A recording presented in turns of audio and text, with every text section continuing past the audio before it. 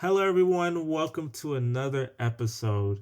This is a different type of episode of Sports Factory.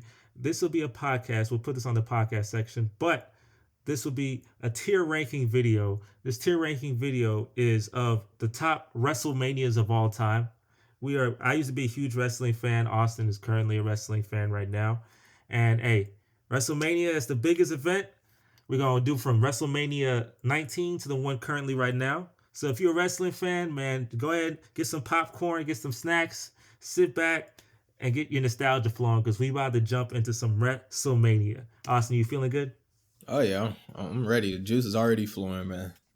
Yeah. All right, man. Let's get it, man. I'm gonna go ahead and share my screen and show you this beautiful WrestleMania tier list, and we're gonna see which ones belong in the elite category. Okay, you can see my screen. Yeah. Actually. All right. So if you see here, there's the rankings. There's elite, watchable, okay, meh, and a D. Mean you suck. We started for WrestleMania 19, came out 2003 in Seattle, Washington. Like I tell you, I was a huge wrestling fan, so I know too much about wrestling for back in the day. Um, Austin, I'm gonna put this. I gotta put this before I even talk about that. The two before WrestleMania 17 in Houston, best WrestleMania ever. WrestleMania 18 in Toronto, one of the best ones. WrestleMania 19, they were on a good streak. I'm also putting that in the elite category. Austin, do you remember this? You remember this WrestleMania? Do you remember the matches and all that? Yeah. Yeah. I remember WrestleMania 19. That was like you said. They had in the early 2000s. They were on a good run, and we'll get into more of it later. But I 19 has some good moments for sure. WrestleMania 19. Let me see the match I remember. There's Shawn Michaels versus Chris Jericho, The Rock versus Stone Cold. There's Yeah. Hulk Hogan versus Vince McMahon. There's Brock Lesnar. He did that shooting star Yeah. press and got a concussion Yeah. versus Kurt Angle. Bruh, that is. If that's one of those moments where it's like if he had landed that shooting star press, just due to his size and just being able to the fact that because he used to do that back in OVW, like that used to be his finisher. But it's funny I just remember for the botch, but that would have been just one of and it's memorable in the sense that he failed. But if that had succeeded, my goodness, because that was supposed to end the match, but they had to do an audible. He had to do another F5, and that was it. The But fact he got up and did that, though. Like, he did that, got concussion, and still able to do F5 is pretty and they were cool. saying like because of like just how beefy his neck was, like if he just had like a regular size neck, he would have been done for. So just a genetic freak in Brock Lesnar. And that was kind of his culmination, being coming in 2002, just being pushed to the moon. And that match kind of showed why, because he was just a natural. You know, a funny thing I'll tell you is this is a random fact. This is the first WrestleMania with the WrestleMania main event where both wrestlers use their real first name. That's very random. But it's the first time Brock Lesnar and Kurt Angle, that's their actual names. That's the first time that's ever happened up to that point. So, Yeah. random fact. But one match in WrestleMania 19 was the World Heavyweight Championship match with Triple H and That's Booker T. controversial, yeah. That was, yeah, like I said, that was a great WrestleMania, but it was just the way that match ended, how Triple H took 27 seconds to pin Booker T after hitting him with the pedigree. And Triple H came out and said he was apparently trying to sell the effects of the Harlem Hangover. But it's like 27 seconds to crawl over to pin somebody is an eternity. And then it's like you just look at how that whole story unfolded with all the racial tension between Triple H and Booker T.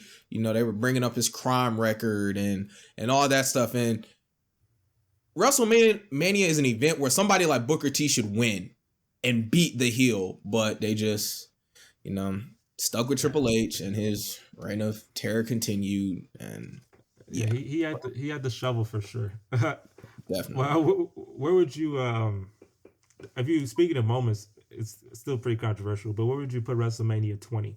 I don't know. It says watchable. I would put elite. The next one still, I don't think it's not as good as 19, but I do believe it's a very great WrestleMania. The ending of it is obviously a little controversial Yeah. because of the after events of what happened with the person. Mm-hmm. But the ending is sad too because you see both. There's two wrestlers in the middle of the ring, and they both have their championships, but they both passed away in tragic fashion. So it's pretty. It's an interesting WrestleMania for sure, man. Yeah. Yeah, definitely kind of like what you just brought up with those two champions who aren't here anymore. But kind of like going back to like in that moment in 2004, that was, like you said, that was a special moment. And that's like really what the essence of WrestleMania is, creating those special moments. You also had John Cena defeat the Big Show to to win his first United States Championship. And that was Or the kind of Rock and Sock. Remember that one, the Rock and Sock connection too. yeah, Versus Evolution. Evolution. You had the disappointing Goldberg Brock Lesnar match because they were both on their way out. But yeah, you also had Undertaker versus Kane at WrestleMania. Was a short match, but just kind of seeing those two brothers in the ring was cool. So it definitely, yeah, I can definitely see it being elite. I don't think it's just watchable. I think it's too good of an event.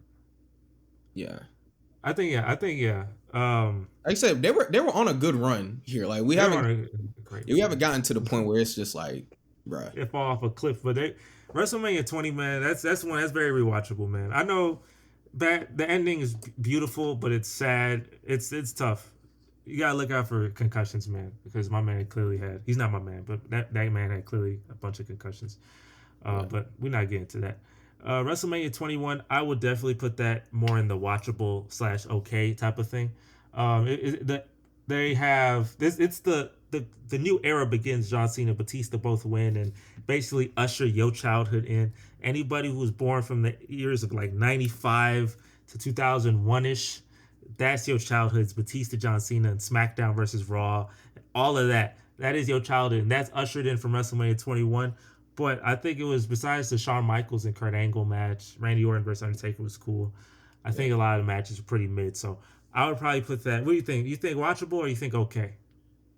I'm leaning watchable just because, like you said, the John Cena and Batista matches, like the matches themselves weren't great, but like you said, it was the beginning of a new era. So I think that kind of holds a lot of weight. And both of them had, both of them had solid, great runs with the title. So kind of this WrestleMania being the kickstart of that, I think definitely puts it in watchable. But Shawn Michaels, Kurt Angle, just excellent. They've been on for damn near 30 minutes of just pure wrestling, just a technical masterpiece. But let me ask you this: who did you like more, John Cena or Batista? Who are you a fan of more? I was more of a Batista guy, but I definitely appreciated John Cena. But just Batista was just like the animal. The Batista bomb was just that's my boo boy. I love that. Yeah, that was Batista was that guy. The Batista bomb. Wait. So were you a SmackDown or Raw? There's SmackDown versus Raw. Who are you? What side did you join? I was. Let's see. When I first started, I was leaning Raw, but then I kind of went. I'll just say Raw. But over time, it was kind of even. I was a SmackDown guy because I couldn't watch Raw on Monday. It was school, but I could watch SmackDown on Friday nights. That's definitely a good point. There were definitely Mondays I'd have to sneak downstairs and what happened and all that. But yeah, SmackDown was the more convenient show for us at the time. For sure. If I was in college, I'd probably be Raw. But SmackDown, I think, just had a lot of great storylines. Yeah. WrestleMania 22. This is the Rey Mysterio WrestleMania. Eddie just passed, and Rey Mysterio gets a push to, I don't want to say superstardom, but it was a good push. Randy Orton was a superb heel. He had that one line about Eddie, where Eddie was currently at. If you remember that line, yeah, he said Eddie, Zayn, and that's the craziest That's the craziest line I have ever heard. Just top tier heel, just like what a prick. Like he really said that. That's the crazy. And he had to make sure. The thing about that segment, he had to make sure everyone was talking and cheering. He was like, he said, shh, he said, shh, you gotta listen, you gotta hear this, that, to make sure his message, the crowd heard his message clearly. That Yeah, is very savage. That's something. That's yeah, something, yeah. man. The But Legend Killer run Randy Orton had was he's just like great. Good heel, man. Good just heel. just hated him. It's like you're so. And looking back now, it's like wow.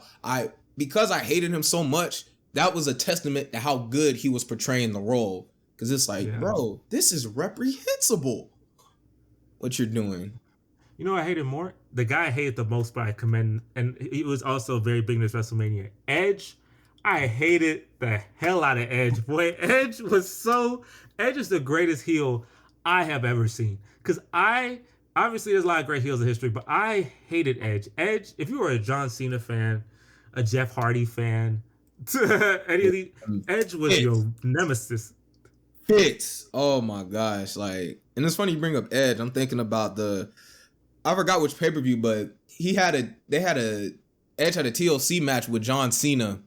And I don't know if you remember this match, but like John Cena hit him with the attitude adjustment through 2 tables. I remember that. Yeah. It was Unforgiven. Unforgiven, man. That was a satisfying. I was so happy. Like, in his hometown. He was in Toronto too. Put him through all the tables, bro. It's too.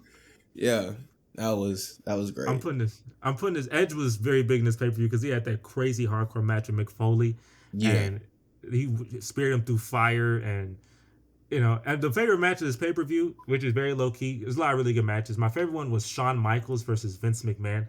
Vince McMahon was also another one of those heels that you just hated with all your heart, and Shawn Michaels beating the hell out of Vince McMahon and doing the suck it sign. If you remember how I remember back in middle school when you do the DX chop and you go to not middle school, I was in elementary, but you do a DX chop and then you have to go to detention or whatever because that's obviously what that says, right? So obviously you can't do that as a 9-10-year-old or 8-year-old or whatever.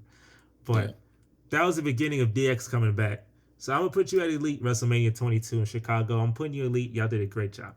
Yeah, and one thing about you're talking about the Mr. McMahon and Shawn Michaels, like literally at the next pay-per-view, it was a no holds barred match. So it was stupid. It was so stupid. Yeah, like Shawn Michaels had God. That was so stupid. Oh my gosh. This is just so it was really a handicap match with like Shawn. And they lost. Yeah. Hey, power of God, man. Shawn Michaels lost. I was so, because Shawn Michaels is my favorite wrestler. I was like, bro, that's so stupid, bro. God clearly not going. That was so stupid. God. They really got me as a heel, boy, because I'm Christian. So, like, what they do, I'm like, what are you doing? And then when the God team loses, it's so stupid to me. But, what a storyline. Yeah, Vince, I hated Vince, but it brought DX back, so that was beautiful. WrestleMania 23 is also really good because this is one of the only WrestleManias to have a bunch of baby faces facing off against each other for the main events.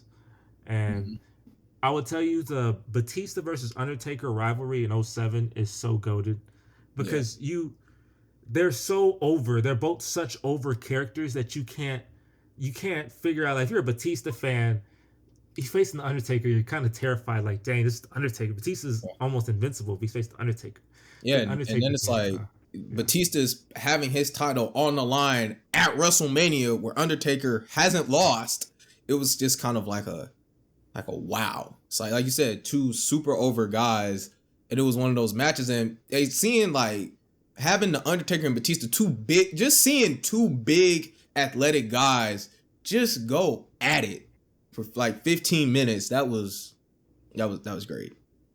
It was, man. I tell you, and Shawn Michaels versus John Cena was a good rivalry too. You know what? I remember they had No Way Out 07, which was pay-per-view before this. They had a main event. It was Shawn Michaels and John Cena versus Batista and Undertaker. And man, like, that type of thing is that's so huge. That's such a huge. If you're a fan, like, I'm 8-9 years old. If you're a fan, you're watching that. You're so into this. There's a reason why we were glued to the TV as kids because John Cena and Shawn Michaels versus Batista and the Undertaker, that is such a watchable thing. That is such a thing that you need to view, right? Yeah. I'm 24 and I'm like, dang, if that match was coming up next, I go watch that for sure. What the heck? Yeah.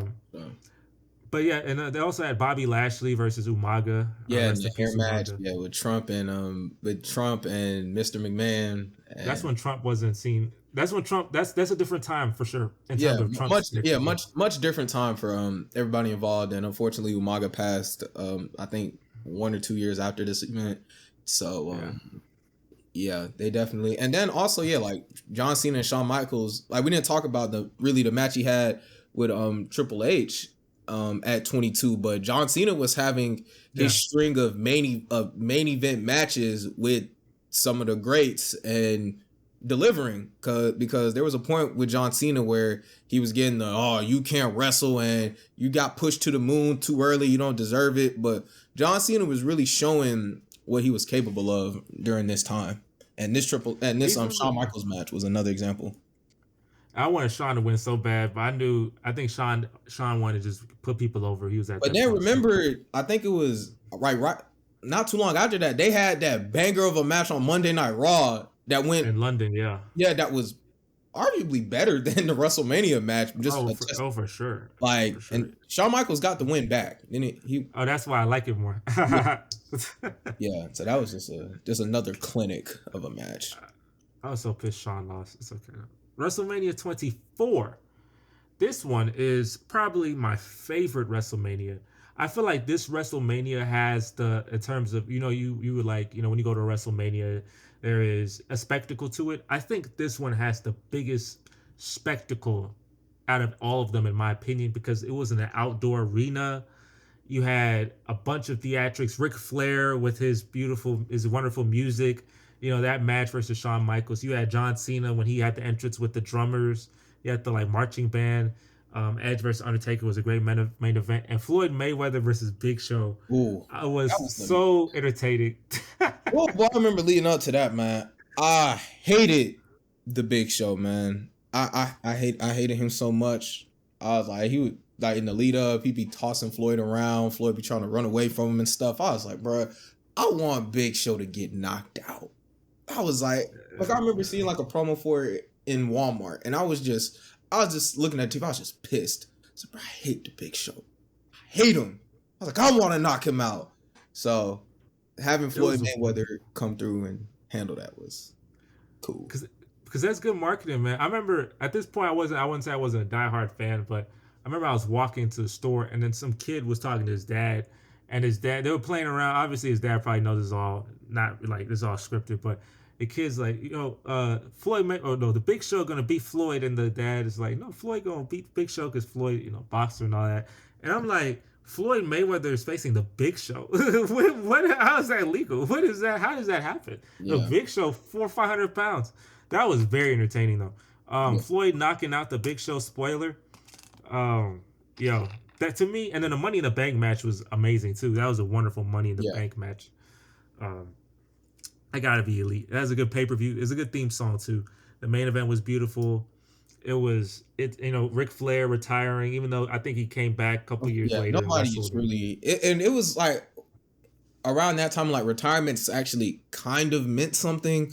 But I was like, when people say they retire, it's like, give them a year or two, they'll be back on a part-time basis. So, yeah. But at the time, it was just a very emotional match. And then even with the Undertaker and Edge match, that main event was great. And actually, I was reading up about it. Apparently, the Undertaker actually offered Edge like the opportunity to like, I want you to be the person to beat the streak, but Edge was like, no, I respect the streak too much. I don't want to be the one to do it. Man, so, Edge, I feel you. Edge wouldn't have been like Edge doing it at that moment. Wouldn't have been terrible. Well, we'll get to later, but you'll get to later when it is. Yeah. But Ed, definitely. I like Edge. The thing about Edge is, bro, he ran SmackDown, bro, from 2007, 08. Edge was Edge and Vicky Guerrero, bro, they ran Oh SmackDown. gosh. It They was ran SmackDown. They that's so and Edge with the big gold belt, the world heavyweight title belt. He looked really good on Edge. It looked like a beautiful fit. Edge and that belt was more of a fit to me than Triple H and that belt. That belt yeah. perfectly fit that man. And it's funny, like you bring up Edge and the belts. Like you when you go back and look at some of his title reigns, they were never really that long. But because he was really a transition champ for John Cena or whoever else. But when he had the belt, he made the most of it, and it was always entertaining. And he was the perfect. You need your Joker to your Batman. You need your villain. He was literally, if you have a big baby face, put Edge on him. Yeah, literally. Put Edge. That's how you get over, boy. You put Edge on him. This leads me to WrestleMania in beautiful Houston, Texas. Remember my dad? He did troll me. He came home one day and said, "Hey, I got tickets to WrestleMania." I was so freaking happy. He said, "Psych, never mind. That's so messed up, Oh, Dad." that's foul, bro. That is so. Oh, that's so foul. That yeah, I was like, wow. I was 11. I was ready to go watch this pay per view. I watched like go to the couldn't do it. That's tough. WrestleMania 25 is a very I'm not gonna be biased towards it. There's one match, you know the match. Every other match is pretty forgettable. Yeah, pretty bad. But so I'm gonna put it in the okay category. I'm almost want to put it in the watchable category from the fact that that one match literally might be the best match ever in this whole entire pay per view history. Yeah, I put it. It's okay. It's okay. Like that one match, because like you said, that is like the great. Like that's probably the greatest WrestleMania match ever. I remember there was a time in college, like I remember one time I was, supposed to be studying at our learning center, and it wasn't happening. I just put on Shawn Michaels and Undertaker and just watched that entire thing. I was just like, wow. Just like you said, that one match was just, it's tough to put the words just how perfect it was. And it's like it didn't really have much of a build either. Like, because it didn't really have much of a build, but the match itself was just excellent. And then you go to the main event with Triple H and Randy Orton, had all the build in the world. It was built. All the build. And the match sucked. It was a finisher fest out the gate. Triple H if he got disqualified, he would have lost the title, but still ended up using the sledgehammer later in the match. It was really disjointed and really underwhelming, especially following Undertaker, Shawn Michaels, and even the World Heavyweight title match, which wasn't great, but it was better than the main event. So that Triple H and Randy Orton was like all build bad match. Shawn Michaels and Undertaker was not much of a build, but banger of a match. And it just showed how difficult it is to get both of them. Great build and a great match. Hey, if we move on to the next one, you do have that. WrestleMania 26, great build, great match. Shawn Michaels versus Undertaker, part 2. That's exactly what that is. That's one thing about WrestleMania. They find a main event that works, they run it back. Like, oh, that was great. Or a match that wasn't in the main event, but was like the match of the night next year. That's the main event. And I'll tell you about that too, man. Shawn Michaels, as I just told you previously, is my favorite wrestler. I was heavily rooting for Shawn Michaels to beat The Undertaker in both matches. WrestleMania 25, when he lost, I was like, okay, fine. Undertaker has plot, literally, right? Part 2, when it said streak versus career, I was like, oh, crap. Oh, crap. Kind of. No, crap. The stakes were so high because this is my favorite wrestler. And if he doesn't beat The Undertaker, and this is the moments when wrestling is really good, because you can kind of predict a lot of things that's going to happen. But in this case, when you actually feel pressure, like a fan can feel pressure, like, oh crap, please Shawn win. Please Shawn win. That's when, wrestling becomes very good. This pay-per-view, to touch on 26 real quick, they had a lot of good matches. The only problem with this pay-per-view is that the Phoenix, Arizona crowd, was not into the pay-per-view as much as they should beat like John Cena, Batista, Jericho, Edge. Those are great, sub main events. But the problem was that when you watch the match, the crowd is just watching. They're not hyped, screaming. This is awesome. There's no chance. It's literally they're just watching like it's a movie. And that is not right. Like even like the early parts of the pay-per-view, like when you had Randy Orton versus the Legacy in the triple threat match. Like that was a match that had great build, but it was just like you said, the crowd wasn't really into it. Like I'm just looking like the first few matches, even with the Money in the Bank ladder match, it took Jack Swagger an eternity to unhook the ladder. I don't know if you remember that, but it's just kind of like, damn, like Jack they're giving you your moment, and why is this taking so long? So yeah, but this was also where Triple H and Sheamus. At that time, Triple H was my favorite wrestler, so seeing him beat Sheamus, at the time was cool. Pretty good. Sheamus was pretty good heel at this time for sure. Yeah, definitely. I'm going to this one. The next one has a lot, but I'm gonna give you a quick. This is a quick thing I want to talk about wrestling. This is where I start to disconnect from wrestling and WWE and the fans. You can listen because a lot of y'all have the same sentiments as me. Wrestling started to get very stupid around 2011, especially in the early parts of 2011. Like I said, the PG era came in, so their direction, they weren't able to be as creative. And even without being creative, even with a PG rating, you can still put on some good content. They didn't do that, and if you remember the Nexus clearly should have. I clearly expected Wade Barrett, because they completely buried everyone. Wade Barrett should have gotten a consistent push to this WrestleMania, in my opinion. It should have been Wade Barrett versus John Cena because Nexus was so over in 2010 in terms of being a great heel group. They just kept burying them consistently. Super Cena. Super Cena just kept burying them, and it lost their credibility. But I will tell you, this is the thing about 2011. I'm gonna tell you, I was about to quit watching wrestling. I was about to be like, this product sucks. This WrestleMania was the worst WrestleMania. It's clearly a D. You went to this WrestleMania. You could talk about that a little bit. It's clearly a D. But then a guy, CM Punk, man. This is kind of off topic too, but CM Punk, I remember the day, June 27, 2011. I'm watching CM Punk versus John Cena at Money in the Bank. That's getting hyped up, right? And I'm like, this is whatever. This is just another match. John Cena's going to win, whatever. And the CM Punk has that pipe bomb. That pipe bomb. As a 13-year-old boy, that pipe bomb, I was so freaking excited. That should have been, if the Wade Barrett thing wasn't the main event, that should have been the main event. Because that CM Punk versus John Cena build-up and that CM Punk versus John Cena match was so incredible. Incredible. 5-star match. It was an actual 5-star match. That could have been the main event. They put The Miz versus John Cena as the main event. You had two things you probably could have put the main event over The Miz versus John Cena. That pay-per-view was terrible. But you went to the WrestleMania. You could talk about the pay-per-view, man. How was it for you?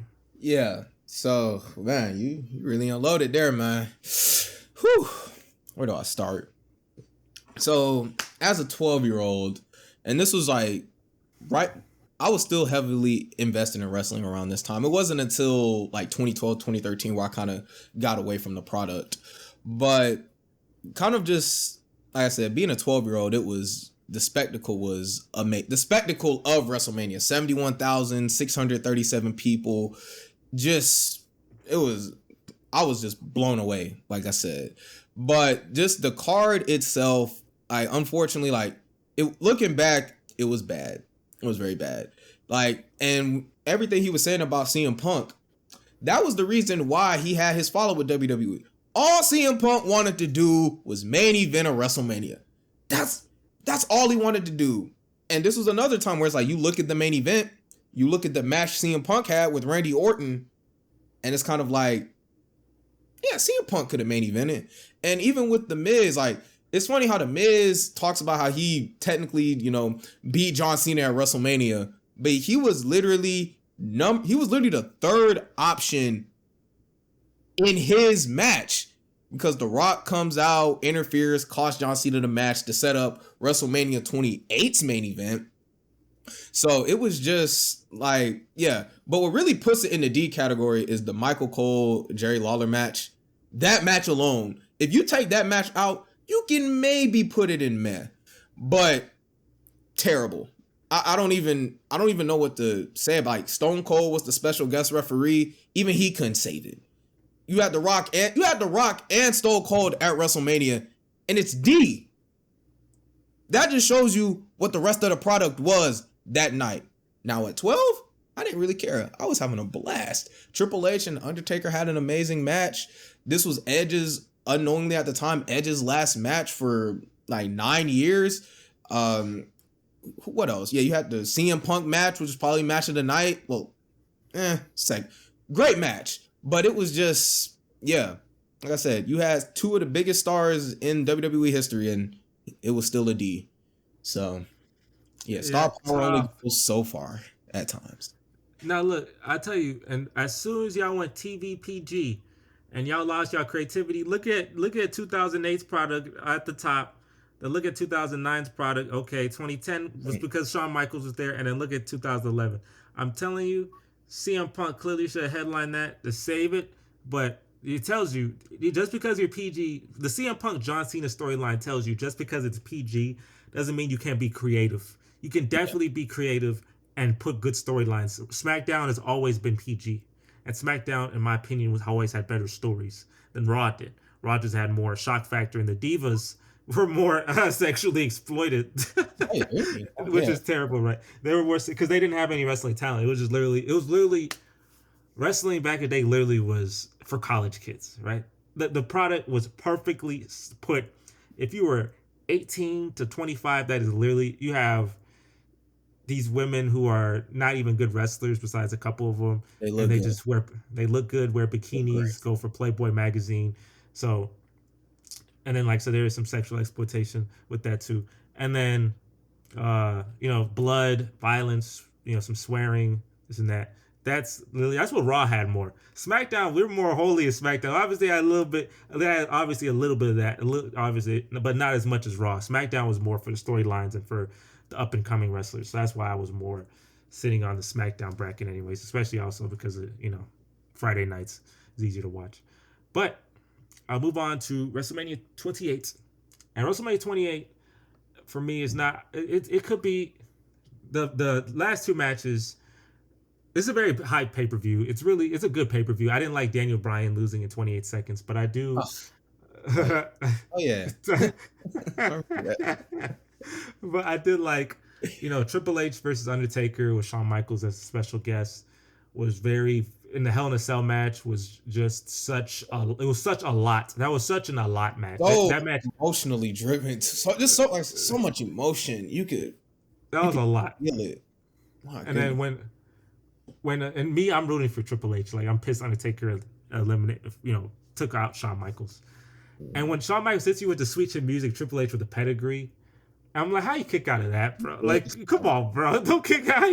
That's literally it. Out. It's kind of like, yeah, if that's not going to take him out, nothing will. Because I was fine with that happening. If that happened like that, cool. DX beat the Undertaker, man. That is literally, no one kicks out of that. That's not a kick outable. That's one of those finishers. Yeah, that's crazy. I was pissed off that. I know this was the time when Undertaker would hit. This started at WrestleMania 25. This is the time when Undertaker would hit a tombstone. Usually when he hits a tombstone, it's lights out. But every person he faced would hit a tombstone. He would hit a tombstone. They would always kick out of the first one. That was like the common thing to bring shock. Like, oh my gosh, they kicked out of the tombstone. But Shawn Michaels perfected that, especially the first time, the WrestleMania 25 one, when he kicked out the tombstone and Undertaker had that shocked wow face. I was like, oh snap, this is it. This one had it too. The best part, I think, is when he did the DX chop, and then I think he got hit with the sledgehammer. I don't know. Triple H had nothing to give. He just did the DX chop, and then Undertaker, hit him. I think with a sledgehammer or something, tombstoned him, got him out of here. But yeah, that was a cool match. Chris Jericho versus CM Punk was a cool match. Main event, obviously, was the main event. It delivered. It was set up a year in advance, and it was just crazy to see how are they going to build this for a whole year? Because The Rock is part-time doing movies. John Cena's here, so just kind of it was, kind of up and down, but like whenever they did get in the ring and have promos, it, always delivered. John Cena got the best of The Rock on a couple of occasions, which was at the time just like, wow, like nobody outshines The Rock on the mic. But kind of, like I said, finally witnessing the build that started at 27 to get the match at 28, like that match was. And when it comes to matches like this, it's the star power of it. Like, it's not a technical masterpiece. You're not looking to see all these, intricacies and all that. It's The Rock and John Cena. There you go. That sells itself, boy. That sells itself. And this one, solid enough. I think, yeah, just the fact, even if you're a casual or if you just don't even care for wrestling, The Rock's facing John Cena. Those are two just people that you just know outside of wrestling. Rock facing John Cena at WrestleMania. You probably tune into that. But this leads me to my next one, which I don't like because that was supposed to be once in a lifetime. And they said... I forgot. Yeah, they blatantly lied to us. They lied to our faces. And bro, CM Punk clearly should have been in the main event. It was egregious this time that he didn't. It should have literally been CM. It could have been a triple threat. I'm like, bro, have CM Punk keep the title until WrestleMania, and then have this match, triple threat. Yeah, you look at the story of it, like CM Punk having this 400-day reign, losing to a part-timer, just for that part-timer to drop the belt to Cena at WrestleMania. It's just like, because they wanted 1-1. John, you have to get a win too. This is why I stopped watching wrestling. I stopped watching wrestling in 2013 when I saw John Cena won the Royal Rumble. Because when John Cena won the Royal Rumble and The Rock was facing CM Punk at Royal Rumble, I said, "Oh my gosh, they really." They're literally doing it again, and you just have to watch it unfold, and it's just like. And I was like, bro, I don't want to watch this, bro. I stopped. I said, let me watch football. Let me watch football, bro. John Cena, for anybody, I'm gonna tell you, John Cena annoyed the hell out of me for years. John Cena is a great wrestler. He is great on the mic. He's a great talent, but he was just too over. He was Super Cena. He would be in handicap matches, 2-on-1 matches, and win. Or if he lost, he would never lose cleanly. Some interference would have to happen. Like he was Superman, and I'm fine. He's the face of the company. But when he won Royal Rumble again, he won another Royal Rumble. Because at the time, winning a Royal Rumble was the hardest thing. It's like winning a Super Bowl is so hard to do. So if you win it once, that's literally enough for most people's career. He's at this point, he won it twice. He's gonna face The Rock again in this, once in a lifetime crap. I'm like, bro, I am tired of seeing him win all the time. CM Punk is clearly the guy at the moment that is more over in terms of people want to see this. They want to see more of CM Punk. Show me CM Punk. Main event. I don't want to see CM Punk versus Undertaker was cool. But no. Main event. You keep the title and John Cena can win it at WrestleMania, whatever. Have him pin The Rock. But CM Punk needs to be in that match. Yeah. Yeah, and it's kind of like, it goes back to what you were saying, how CM Punk was so over at the time. But when it comes to WWE, it really had, and that's kind of how it's always been until recently, but they're pleasing a party of one. Like, that is not what Vince McMahon had in the plans. Because he didn't have it in the plans, it wasn't going to happen. And it's just like, bro, y'all say y'all listen to the fans, and here you are not listening to us. And that's really, like you said, drives a lot of people away from the product who are really into it. So, do we have our first, man? I think. Yeah, man. Put you in man. There's no way. I mean, there's some good matches for sure, but there's no way CM Punk should not main event. Oh yeah, and The Rock freaking, I don't know. The Rock got hurt in the match. Was it his quad or something he tore in the match? And it's just like, you see, y'all don't need to do this again. But hey, shit happens. It was twice in a lifetime. The second one, it wasn't as good as the first. We already knew, The Rock's going up against Cena. This is to put the title back on Cena so he can, it was really just becoming the same old with John Cena. So it was just wrestling became too predictable. That's why I stopped watching wrestling. It became too predictable. It was, okay, John Cena's going to win. Anytime John Cena's in a match and it's for the title, John Cena is not going to ever leave a storyline or a rivalry on the down under. You know what I'm saying? He's always going to leave the storyline as the successful person, right? So that was my thing. Yeah. But this leads me to the next pay per view. When these next two pay per views, I will tell you, actually kind of brought up the product again. It gets crazy. Somebody we haven't talked about much. We'll be talking a lot about him like soon, like in a minute maybe. All right, so that's funny. WrestleMania 30. WrestleMania 30, I believe, should actually be in the elite category. Reason why I say that is because that pay per view had a lot of. It was another one of those pay per views where there's a lot happening in the pay per view. Really, some really good matches in there. Obviously, you gotta get to the point, the one that's the most important. But the Undertaker versus Brock Lesnar one was just the biggest shock ever because you literally, when Brock Lesnar keep hitting these F5s, Undertaker, your mind, that's literally the biggest shock in history because your mind is so. He kicked out of a sweet chin music and a pedigree. So I'm thinking, yeah, he'll kick out, whatever. And when he doesn't kick out, that's wild that he doesn't kick out. It's wild. And when we talk about Brock Lesnar, like he had at 29, he had a pretty good match against Triple H, and here he ends the streak.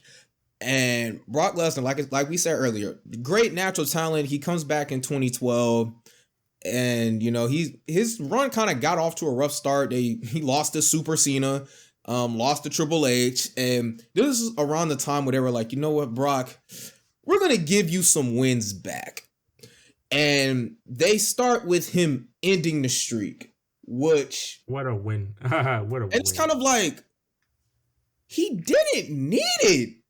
Like he was already the beast incarnate, Brock Lesnar. Beating the Undertaker is something so monumental. Whoever beats him should just instant megastar, next face of the company. That's the future. But they just went with the proven veteran who, like I said, he didn't need the win. But Brock Lesnar beating the Undertaker started a run where Brock Lesnar was just this unconquerable, just dominant part-time force. And it's just like, damn. So this is where it started. So, I'll tell you one. There was I forgot what wrestling YouTube channel talked about this, but there was to peep this out. So what if John Cena beat the streak, but John Cena beating the streak started a heel campaign, right? Because that's it. Because obviously John Cena just beating it to beat it, no, but. What if he cheats in the match? Like he hits Undertaker with a steel chair, and then he looks at the camera and he starts to laugh, kind of thing. He starts to laugh, like you just that type of heel cockiness begins to happen, and then he beats the Undertaker in the match, and then he starts becoming a heel. Because one thing we always was like John Cena, let John Cena be a heel, kind of test out the heel waters. Obviously, he was not going to be one. He was Super Cena, but if there was a way to bring heel Cena, which would have been very entertaining, especially if he was winning all the time. But as a heel, that's entertaining, just how Roman Reigns is kind of doing right now. Yeah.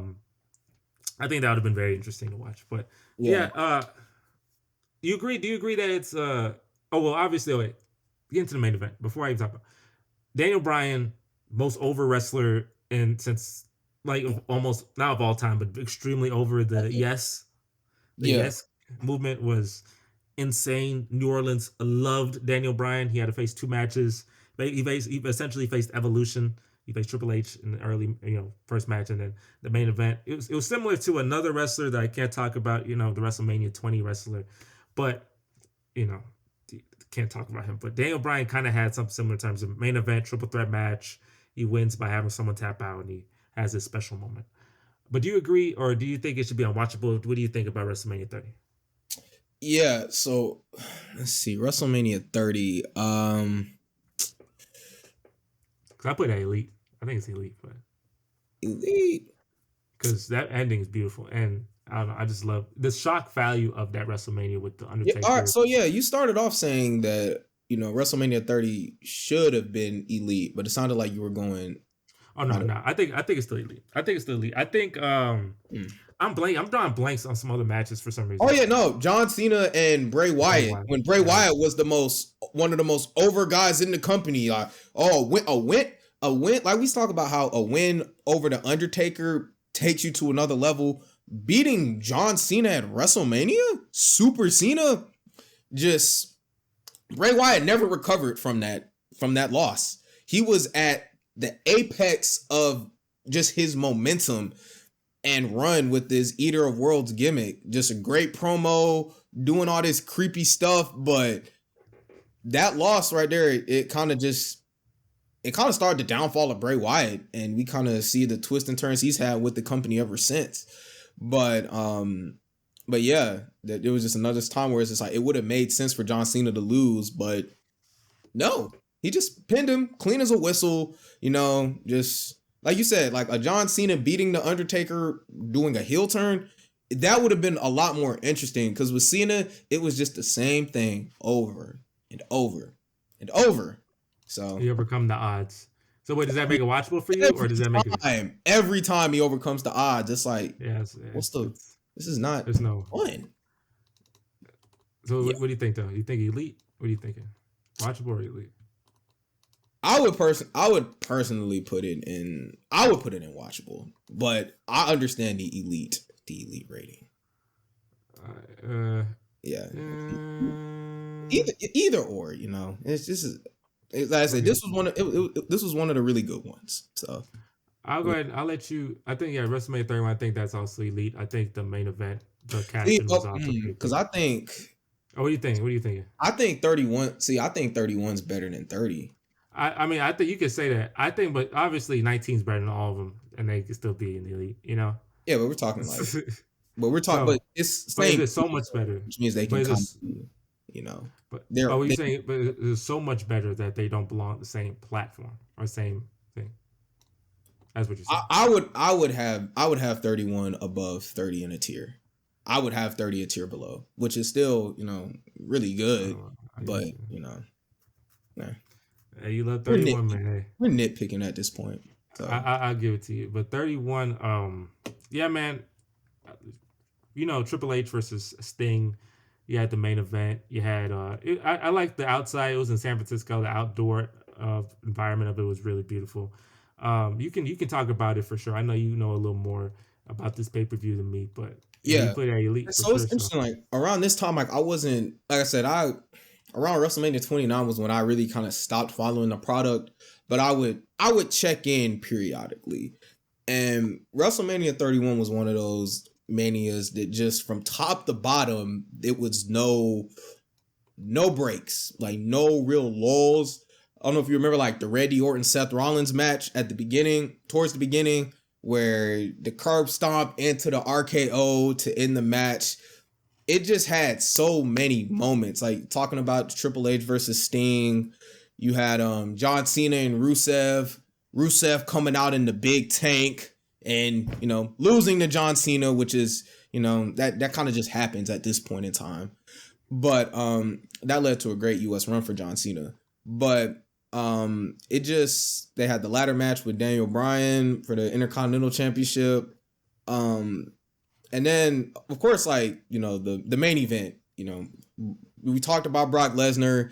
This is the first time Roman Reigns main events of WrestleMania to not so favorable reception. He's kind of being pushed down everybody's throat, but they want him to be the guy. And Seth Rollins with the heist of the century. I think just that moment right there is just, it doesn't get better than that. It does not. Like, that's wrestling at its best. Just a big adrenaline rush from beginning to end. Like, you have Brock Lesnar and Roman Reigns in this match.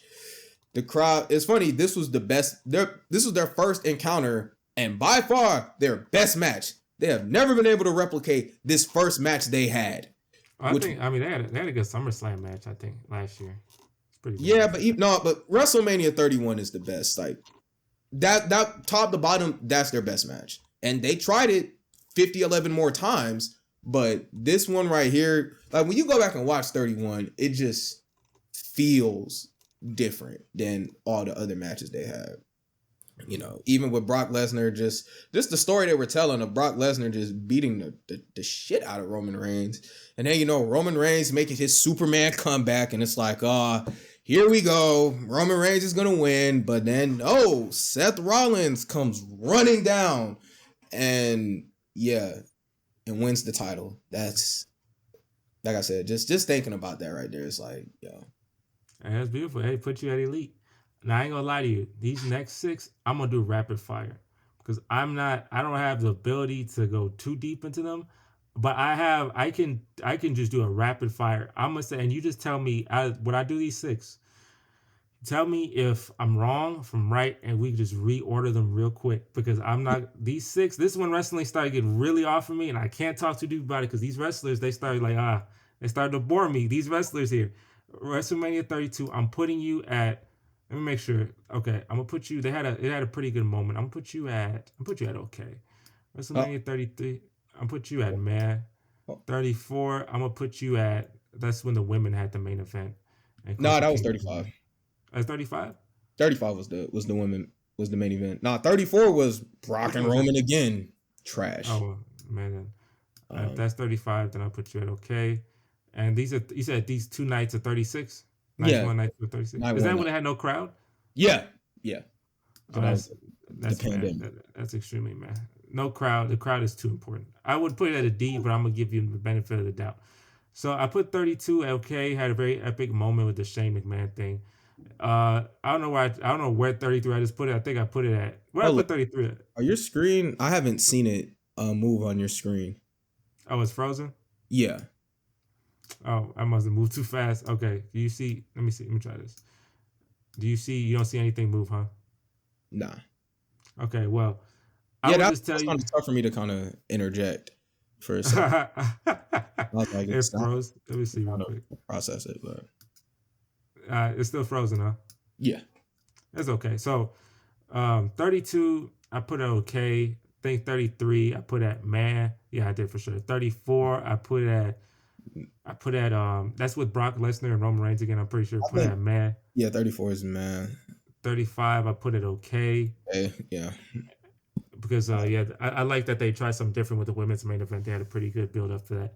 And the 36, the 2 nights, it's Yeah, I'm no about to crowd. say, yeah, but I will say even with the I'm about to see even with the no crowd, I don't know if you let me see. Let me look at it. Because it was one of the nights. One of the nights was significantly better than the other night. I would say.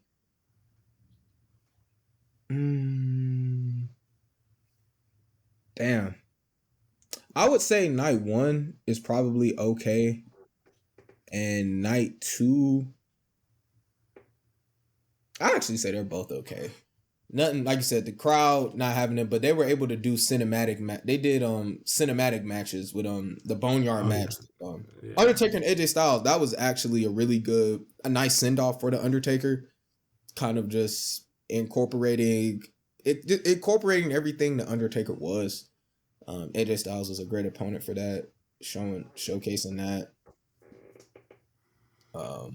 Let's see, we had Becky Lynch retained. No DQ match. But Yeah, I think I'll tell you, I'll give you a cinematic match. I think I could put was that night 1 or night 2? night one was I'd Okay, say night I could put night 1 okay, night 2 at man. But yeah, WrestleManias, I don't think as you can see, audience, WrestleManias were fire like crazy, like a mother trucker. They were fire in the 2000s. Just bow, bow, bow. 17, 18, 19, 20, 21 was cool. 22 was great. 23, 24, just popping them out. Banger after banger. It Yes. slows down. It slows down like crazy. And then it gets you a little peak 30, 31, and then slows down again. You know, I honestly think I honestly think things nowadays, and I may be on some I'm getting older and I'm freaking, I'm old or something. But for all content, wrestling, TV shows, cartoons, everything is getting worse.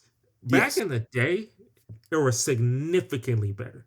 Wrestling, if you're a kid now, you missed out on a ton of stuff because back in the day, wrestling, you had these, obviously the hip hop scene was fun too. You listen to, but like music was cool too. And then the 2000s Wake Up to Rock or hip hop was cool. But then wrestling was also very fire. You had a lot of really good cartoons to watch. Obviously we don't have streaming services, so I have to watch commercials and I have to sit. I can't just access, if I'm a wrestling fan, until YouTube came up, I can't just access any match I want to watch. I have to just watch it in real time and just remember it or buy the DVD or whatever. But even though things weren't as convenient as they are now, you can just get stuff easily, watch stuff easily, just have internet and have a streaming service. Back in the day, even though I had to wait for it, it is so much better. It is not even in the same league. Imagine being a kid. I miss being a kid 2000s. I know if I have some kids, I'm gonna just let them live my childhood. Forget what they have now. That's crap. Yeah. Watch wrestling now and watch wrestling. Go to 2005 or 06. Wrestling clears. Clears. Oh, the 2000s was it. That was kind of like just like the late 90s into the late 90s into like the 2000s. That was peak. That was peak levels, and it's like even now, like considering like you were saying how we're older and stuff, we watch products differently now than we did when we were kids. Yeah. But everything is worse. Now that's not to say that there aren't good nuggets in some of the stuff today, but it doesn't hit the same. It doesn't hit the same. And I'll say with me and wrestling right now, wrestling hits differently because growing up you think it's real. And then it's like, once you find out it's fake, that was funny. I found out it was fake. I was just like, man, I'm not watching this fake stuff anymore. But now it's like, I came back in like 2018 and now I just watch it differently now. Just because when I tell people about wrestling, it's like, when it's done properly, it's beautiful choreography at its finest. Wrestling is telling a story at its core. And we all are drawn to good stories. Now, we also have other things, like the intro music. The intro music sucks now. But yeah, good promo, good match, good in-ring psychology, making it feel real. Yeah. That's when you know you're watching some good professional wrestling, is when it feels real. Because they mastered, back in the day, bro, they mastered that. Because I'm sitting down like a couple months ago. I'm like, let me just watch. I got Peacock. Let me just watch some wrestling, right? Let me watch some old wrestling, some 2000s wrestling. And I'm like, yo, this is good. I'm like, this is good. Even now, this is good. This is not like, oh, I'm in my nostalgia blinds me. No, this is really good because like you said, the storytelling, right? The storytelling is very important. When you watch the match, obviously it feels real. It feels like this is real. The storytelling in the match is also very important too. When you tell a story in the match, some of the best matches is when you don't even have to look at the promo. You could just listen. You just watch the match and you can tell, oh, these guys hate each other. These guys are good. These guys are smart. You could tell, oh, this guy's bad. You can watch it just without the promos. And the promos were fire because they had great buildups. The promos, if you remember, they had promos, and then the theme song music for the pay-per-view would be in the promo, and it'd be hype, just a good rock song come on. Gets you like, yeah, man. Oh, they about to duke it out now. Oh, let's get it. I want to see this. So, like you seen a Rock Stone Cold WrestleMania 17 promo. That promo is goated. That promo you gonna watch. I'm like, bro, I gotta watch this now. That's how you sell a match. I gotta watch this right now. Screw whatever else I got going on. I gotta see this, man. Who won that match? You'd be like, who won that? you see, like, let's watch that. Who won? Bro, hey, yeah, I don't know. I always say this. What I say Gen Z, not Gen Z. We're not we Gen Z. Gen X. Y'all did a good job of creating my childhood. Y'all were all 20, 30-year-olds something, obviously. So they were the people doing the creations, right? When in the late 90s, early 2000s. So y'all did a great job in creating my childhood. For the millennials and Gen Z who are creating these new people's childhood, step your game up. Y'all suck. Y'all suck. I will say, ever since Triple H took over, I don't know if you're worried, like Vince McMahon isn't running things anymore. But Triple H is doing some good things, I'll say. The product is definitely different in a good way. Good. It's That's not good. it's not a whole bunch of 50-50 booking. There's actually long-term booking going on. Things actually make sense. It's looking good, and I'm really excited to see what they do with WrestleMania season coming up. Got the Royal Rumble coming up next month. WrestleMania coming up in April. Can't wait to see what they pull off. Yeah, I mean, hey, I always tune in. I tune in for a little bit of WrestleMania time. It's just the 10, 11-year old in me that's like, hey, you used to watch this on an addiction level back in the day. Let's see if they make me interested. I don't think I'll ever be a big like watch every pay per view. I'm into wrestling. I don't think I'll ever be that again. But I always tune in. Hey, let me see what it's like. Let me see, just casual. I've become a casual now, and that's cool. I'm Yeah, wrestling turned me off when John Cena won everything in the world, but I yeah, could for sure be casual, but Triple H, good job. Yeah, I've heard great things. Triple H is, what he's doing, and yeah, man, Triple H. They'll take a lot for me to get back. Triple H, if you just revolutionize this whole product and make it extremely entertaining, it kind of still dies to me because we're in the kayfabe. If you know, kayfabe meaning like fake yeah, stuff. That era, we're in the era where like everyone knows it's fake, so they don't back in the day it was kind of a mystique to it. Like Undertaker, is he really the dead man? Is he really yeah, dead and coming from caskets? Now you just know it's a gimmick, so it's kind of kills the product a little bit for me. I yeah, can't get addicted to it, but I can for sure just appreciate the art and yeah, watch it when it gets to the hype parts of it. You know what I'm saying? yeah, yeah. And at the end of the day, like you said, appreciating the art, and art evolves, and seeing kind of like the evolution of the product. Like you said, even if the mystique is gone, it's still. At this point, like you said, with us being adults now, at least with me, I just want to see good execution. Something can Mhm. be predictable, that's fine. How do y'all pull it off? How do y'all execute it? A lot of times it's the simple stuff that works. Don't complicate it. Just let it be simple. Yeah, I feel Practice it. it on the fundamentals, and you got something. So What they need, one thing, last thing, what they need, I believe, man, they need a charismatic. They need the charismatic, main eventer. But don't push them. The perfect thing about Rock and Stone Cold was that it was two people that you push a lot. So you're not just seeing one person too much. John Cena was only just one person you're pushing a ton. So you just keep seeing the same person rather, Rock, Stone Cold's two people. But for sure, being charismatic is extremely important. You need someone on the mic who sells your product. yeah, Just by he's popular, everyone knows him, everyone wants to watch him. The Rock is the most charismatic wrestler ever, clears yeah. easily Most because you just electrifying man in sports entertainment. watch him, man. You just watch him. You just want to watch him, especially when he was a heel. I love him as a heel more than a face. He was hilarious as a heel, Yeah, he would hilarious, just bury a city. Yes, and it was beautiful. Toronto and Sacramento, the way he buried those two cities uh, is perfect content.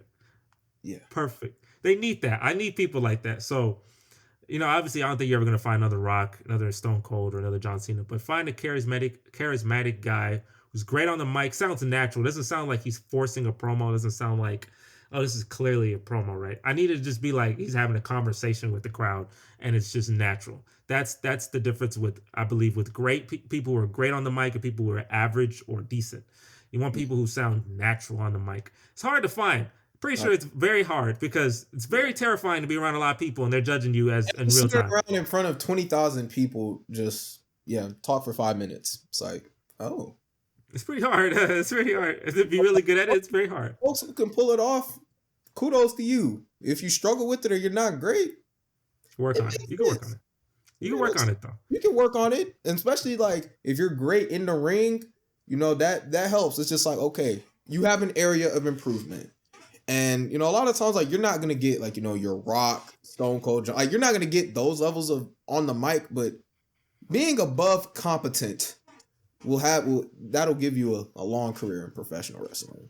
So Hopefully they do find that one guy who is, give me the CM Punk on the mic. You know what I'm saying? Give me a very great mic worker, and trust me, a great mic worker will make you just easy everything to else build can off of. everything else can kind of fall into place Yeah, after that. because That's literally the most important. Me, it's not the wrestling ability. It's literally how charismatic are you talking to a crowd. Because if you're entertaining, talking to people, they want to see more of you, Yeah. right?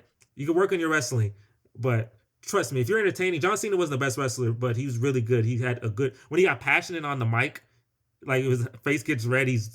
You're like, okay, this is serious, you know.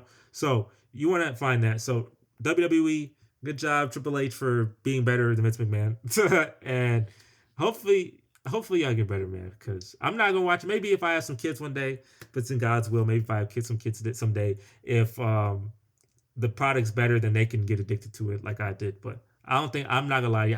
I don't think the Attitude Era and the Ruthless Aggression Era. I don't think nothing will ever top that. I think those two are cleared forever. Yeah. But yeah, thank you so much for being on this, man. For sure. Looking at the best WrestleManias of all time. This next WrestleMania is coming up soon, and hopefully we can. The Royal Rumble is in San Antonio. Hopefully we can, see a Royal Rumble. Maybe I don't know. Maybe I become a fan. I don't know, but we'll see. we'll see. It's shaping up to be some stuff's going to happen, and like I said, we shall see. I want to see the execution of it. Yeah, so we'll see what the execution is like. But yeah, make sure y'all like, comment, subscribe. Hey, y'all wrestling fans, come in, man. We talk about wrestling too, man. We don't talk about just basketball, football. We talk about wrestling. So come on, like, comment, subscribe. Get on the bandwagon right now. I will talk to all you guys later. Peace.